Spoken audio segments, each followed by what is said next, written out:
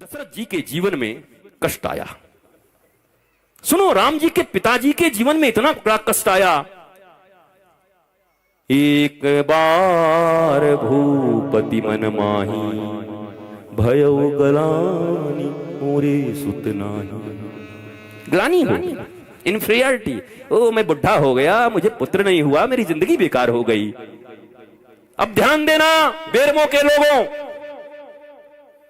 जब दशरथ जी के जीवन में दुख उपस्थित हुआ, कष्ट उपस्थित हुआ, तकलीफ आई, तो एक बार भूपति मन माही, भयो गलानी मोरे सुत नाही। तो क्या किए? मौसा घर गयो महिपाला, फूफा घर गयो महिपाला, दोस्त के घर में गयो महिपाला, मंत्री जी के घर में गयो महिपाला, मुख्यमंत्री के घर में गयो महिपाला। कहां गए? एक बार भूपति मन माही, भय गलानी मोरे सुत नाही। तो दुनिया में कोई याद नहीं आया। और दशरथ जी क्या किए? गुरु गृह गया तुरत महिपाला, गुरु गृह गया तुरत महिपाला। चरण लागे करे विनय विशाला, विनय विशाला, विनय विशाला, विनय विशाला। एक बार भूपति मन माही, भयो गलानी मोरे सुत नाही। यहाँ वहाँ कहीं गए नहीं महिपाला, गुरु गृह गया, गुरु गृह गया तुरत महिपाला, तुरत महिपाला। और हम कहाँ जाते हैं? क्यों छापड़िया? कुछ गड़बड़ी हो तो साले साहब को पुकारते हैं, साला बताएगा इनको। और गुरु कहां गए? अब राम जी को तो हम बहुत मानते हैं, राम जी हमारे प्राण हैं, और राम जी के पिताजी जो कर रहे हो तुम करने को राजी नहीं हो।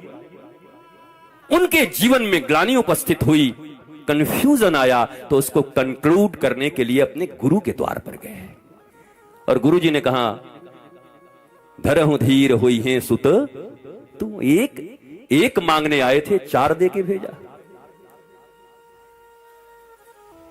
दोस्त के पास जाओगे तो पहले ही इतना रो देगा कि तुमको मन करेगा कि 10 रुपए इसको और दे दे, भले ही तुम उधार में हो। इतने चालू हो गए आजकल से। तुम्हारे जाने से पहले ऐसा रो देंगे, माँ का हार्ट अटैक आ गया, और माँ अंदर में बढ़िया रसगुल्ला खा रही है और समोसा, वो कह रहा हार्ट अटैक आ गया।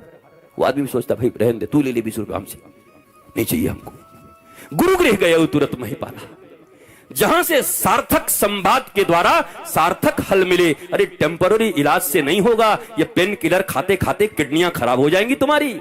आज तो बहुत अच्छा लग रहा है, दवाइयां खा रहे हो, थोड़ा सा पेन हुआ, पेन किलर खा लिए, हो क्या रहा है अंदर में पता है? मरोगे पक्का, कोई बचाएगा नहीं। ये पेन आ कहां से रहा है? ये दर्द उठ कहां से रहा है? What is reason behind this? Cause क्या है? तो जो सदगुरु होते हैं वो कारण के ऊपर हमला करते हैं, कारण का निवारण करते हैं। किस कारण से इसके जीवन में दुख आया, उस कारण का निवारण करते हैं। ये दोस्त, ये मित्र, ये परिवार, ये रिश्तेदार, ये नातेदार, ये संसार, ये सब तुम्हें टेम्पररी रेमेडी देंगे, टेम्पररी रिलीफ दे सकते हैं। लेकिन अगर परमानेंट रिलीफ चाहिए, अगर निराकरण चाहिए, फिर जीवन में वो दुख दोबारा ना हो, वो ताप न सताए, तो किसी ज्ञानी सदगुरु के चरणों में जाना और पूछना, हे गुरुदेव भगवान, ऐसा दुख उपस्थित हुआ है, मुझे क्या करना चाहिए? और विश्वास रखना, उन्होंने जो कह दिया उस वचन पर, और चल कर देखो। मैं आज भी इस भरे हुए पंडाल में कहता हूं, कोई भी ऐसा करके देखो, तुम्हारे जीवन की समस्या की। और ये कोई चमत्कार नहीं है, he is knowledgeful, he is living master. केवल दाढ़ी और चुंदी बढ़ा करके नहीं घूम रहे वो व्याख्या करने के लिए, नॉलेजफुल मास्टर। वेद वेदांत सिद्धांत जिन्होंने इस शरीर के साइंस को भी जाना है और जिन्होंने आध्यात्मिक विज्ञान को भी जाना है, material science and spiritual science both, वो दोनों के मास्टर हैं। He is scientist, he is doctor. ये मत समझो बाबा जी आ गए हैं, बाबा जी आ गए हैं। तुम में से जितने लोग बैठे हो, ये जिसमें जितने भी ग्रेजुएट के यहां विद्यार्थी हैं, तुमको केमिस्ट्री, फिजिक्स, जियोलॉजी और बायोलॉजी तो मैं पढ़ा सकता हूं पूरी तरीके से, बिठा के तुम्हारे क्लास कर सकता हूं। जितने ग्रेजुएट बीएससी के छात्र जितने, सबको पढ़ा सकता हूं। But this is material science. दुनिया में आज तक डिप्रेशन की कोई दवा नहीं बनी है। डिप्रेशन की जो भी दवा दी जाती है उसमें 70% अफीम होते हैं, तुम्हें सिर्फ सुलाया जाता है। आज तक माई का लाल कोई है नहीं जो डिप्रेशन का दवा बनाया है। तुम्हारे डिप्रेशन बढ़ते जाएंगे। इस दुनिया में डिप्रेशन और तनाव तभी दूर हो सकता है। सुनो, इस दुनिया में तनाव में वही हैं जो दो नाव पर हैं। जिन्होंने सदगुरु के एक नाव पर अपना कदम रख दिया, उनके जीवन में तनाव नहीं, आनंद होता है। उनके जीवन में राम होते हैं, आराम होता है, प्रेम होता है, शांति होती है, मस्ती होती है। और ये प्रयोग करो। अरे कॉलगेट का प्रयोग कर लिया, नहीं नहीं, रोज बिलबोर्ड्स पे प्रचार होते हैं, उसको खरीद लेते हो। एक बार सदगुरु भी खरीद लो ना। जैसे मीरा कहती है, माई डी मैंने गोविंद लीनो मोल, मैंने इसको मैंने मोल में खरीदा है, इसको खरीद लिया है गोविंद को। माई पूछी कितने में? बोला खरीद लिया, कहीं जा नहीं सकता, आप मोल दिया है मैंने। 42 साल तक मीरा रोती रही, कृष्ण कृष्ण करती रही। इतना दुख मीरा के जीवन में लिखा है, अगर मैं जान जाती कि प्रीत किए दुख होए, तो नगर ढिढोरा पीटती प्रीत न करी हो कोई। पर 42 साल की उम्र में मीरा की भाषा बदल जाती है। क्यों बदल जाती है मीरा की भाषा अचानक? जो मीरा इतना रोती है दुख में, वो क्यों 42 साल के बाद बदल गई? 42 साल के बाद एक दिन नाचने लगी अचानक, और नाच कर गाने लगी क्या? पायो जी मैंने राम रतन धन पायो। किसने दिया?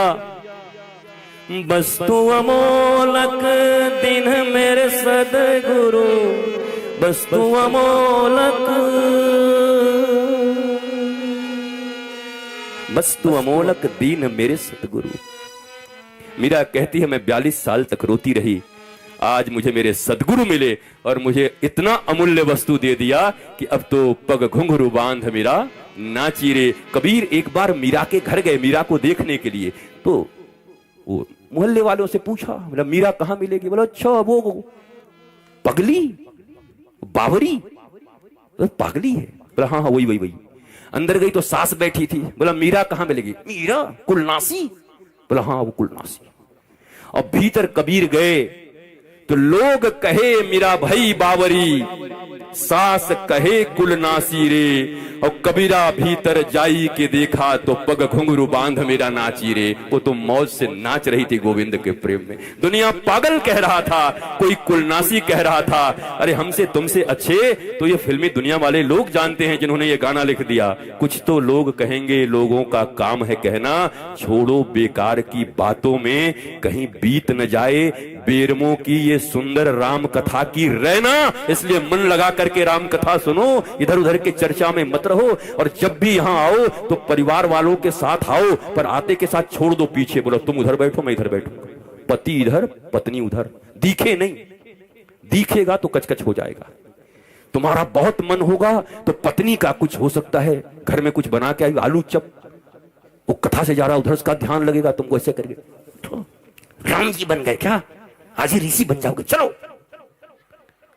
इसलिए जब आओ एकांत बैठो, न मित्र के साथ बैठो न परिवार के साथ बैठो, क्योंकि किसी दिन तुम्हारी बात जम जाएगी सदगुरु के साथ, ठाकुर के साथ। और अगर कोई मंथरा जैसी बुद्धि वाली हो सकता उस दिन रही तो जमेगा नहीं, सब बर्बाद हो जाएगा उसी दिन। आबाद होते होते बर्बाद हो जाओगे। इसलिए जीवन में कथा सुनने का नियम यही है, जितासना, पहले आसन को जीतो।